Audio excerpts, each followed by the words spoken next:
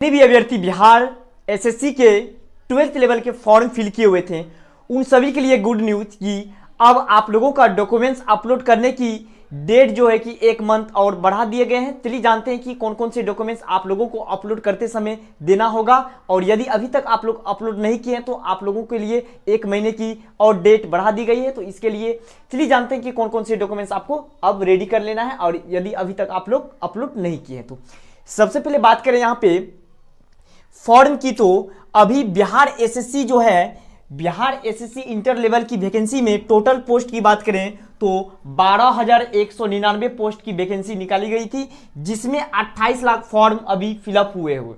Total form 28 lakh fill up हुए हैं, और इसमें जो कि 5 गुने स्टूडेंट को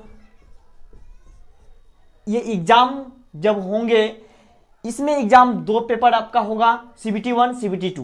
CBT 1 में 5 गुने अभ्यर्थी को CBT 2 के लिए भेजे जाएंगे, यानी कि चुने जाएंगे। तो चलिए जानते हैं कि इनमें कौन कौन से डॉक्यूमेंट्स आप लोगों को अपलोड करते समय देने होंगे, अपलोड करना होगा।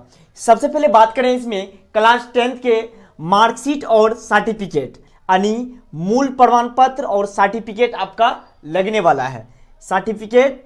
और वही बात करें 12th की, 12th का भी मार्कशीट और सर्टिफिकेट लगेंगे यहीं पे। और डॉक्यूमेंट्स की बात करें डोमिसाइल सर्टिफिकेट लगेंगे, और वहीं पे एक कास्ट सर्टिफिकेट भी आपको लगेंगे।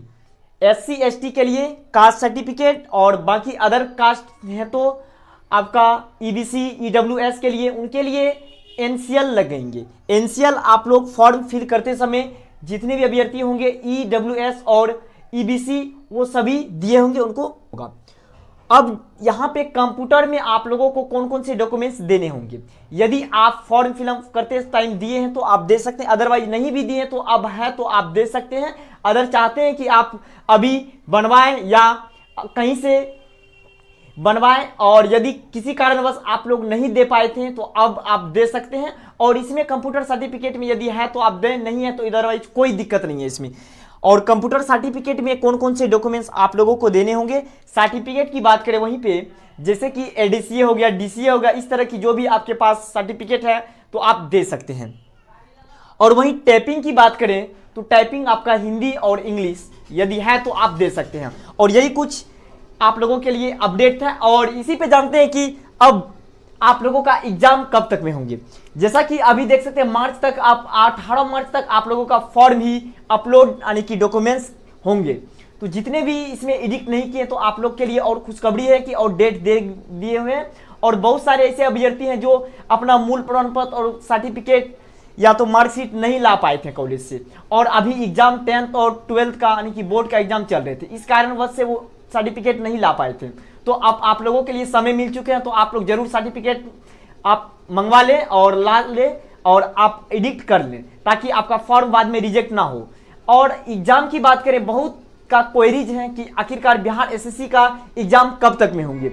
जैसा कि आप लोग यहाँ पे देख रहे हैं कि अब जो है कि आप लोगों का इसमें 18 मार्च तक डेट के लिए दे दिए गए हैं डॉक्यूमेंट्स अपलोड का। इसके बाद हो सकता है कि आप लोगों का एग्जाम होने की संभावना, उसके बाद आप लोगों का इलेक्शन लोकसभा का आ जाएगा अप्रैल में, तो अप्रैल का मंथ में भी आप लोगों का एग्जाम नहीं होगा। एग्जाम आप लोगों का कब होगा ये इलेक्शन के बाद ही कोई डेट इस पे जारी करेंगे, लेकिन अभी तक ऑफिशियल कोई डाटा नहीं आया हुआ।